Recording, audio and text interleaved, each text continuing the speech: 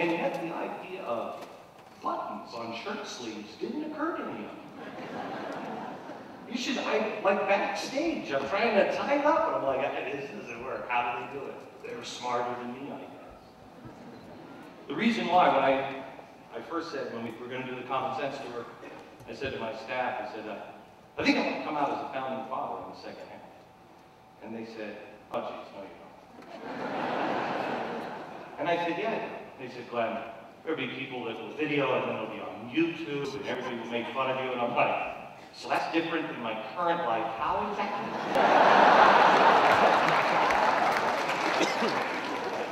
And the reason why I wanted to come out as a founding father is because this is the way we always see them. We see them like this. We see them as people that were bigger than life. You can't relate to people who are, seriously, I'd hang with a gluten cough drop guy than a guy who's walking around going, you know, we gotta sing for our country. Dressed like this. We see them differently, and we've got to stop seeing them differently. They are men and women just like us. They just dress like goofballs. But they were no different than us. You know, they wanted to die their country. These people didn't have air conditioning. No air conditioning. They didn't have aspirin. I mean, how long would you be plowing the field before you're like, oh, jeez, wish I had some aspirin. They had wooden teeth. At some point, you know, George Washington said, Martha, do I have a liver in my lip?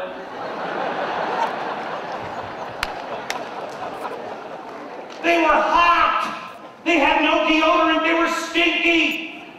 They had slivers in their lip. They didn't want to die for their country. They just wanted to die. Can't we pick a fight with that guy? Come on, kill him. Just kill him. That's the way they were. They struggled hard. They worked hard. They were genius. Do you know that Ben Franklin was so smart?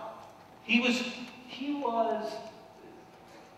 far bigger than Bill Gates of his day. All around the world. There wasn't a home in France that didn't have a picture of Ben Franklin. He was a hero, which would have made me suspicious of him. They loved him. They loved him. When he came over to England, he was so smart and so far ahead of the curve that when he came over to England, the papers in England said, don't let the ship dock because Ben Franklin has invented a death ray and he's going to unleash it. I say we tell the rest of the world that we found that death ray. They thought he had a death ray. These guys were genius. But we can relate to them in this way. They loved their country. They loved their country with everything in them. The difference between us is their country was England. And they loved England. You know that snake that's all cut up in pieces? That you might have seen from, we've kind of changed it a little bit on the 9/12 project. But that was actually drawn by Ben Franklin. That was the first political cartoon ever drawn. Unite or die. That was not drawn for the Patriots. It was drawn for English. The colonies unite or we'll perish. You've got to rally around the king. Drawn by Ben Franklin. He loved his country. And then the government, the king, he got into bed with special interests. He got into bed with the rich and the powerful, the lords, and I don't know, the tea companies or somebody. And he got into bed with the powerful, and he would make the rich more rich. He'd listen to them, the GEs of their day. people like you. And sitting in the audience of the day was George Washington and Ben Franklin, and Thomas Jefferson, and James Madison, and Adams. And they're like, no, no, no, no, don't listen to them. Listen to us. We're your loyal subjects. We love you. What are you doing to us? We love our country. And they petitioned, please, stop. And no one in England listened. And no one in England listened. And they begged, we love our country. Please, please, we are your fellow countrymen. It got to be so bad that they penned inspired words when, in the course of human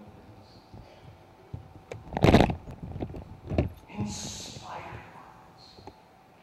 All men are created equal. Life, liberty, the pursuit of happiness, and be mutually pledged to each other. Our lives, our fortunes, and our sacred honor. Inspired words. When they signed it, they knew it was a death sentence. A lot of them weren't the kind of people that stood up. You know, the first time I wore the t-shirt that said, since 1791. A lot of people think 1776, we just celebrated the Declaration of Independence last week, 1776. Well, why did my t-shirt say 1791? Because from 1776 to 1791, we tried to hold freedom. Oh, gee, we just kicked Saddam Hussein out. What, they don't have it all worked out yet? 1776 to 1791. Chaos is an ugly thing.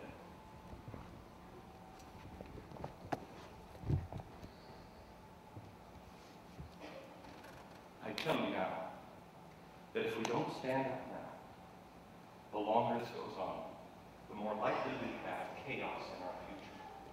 No one wins. No one wins. It's ugly. By 1789, some of the founding fathers wanted Parliament. They wanted the system of the king. That's why George Washington was so amazing. Why I wept when I saw him in that movie, John Adams. They didn't know what to call him. Your Majesty, Your Highness, Mr. President. I am no different. I am just Mr. President. Now, Mr. President, you say Mr. President, you better genuflect. That's an outrage to George Washington. That is an outrage to our founders. Hamilton said, let's just go.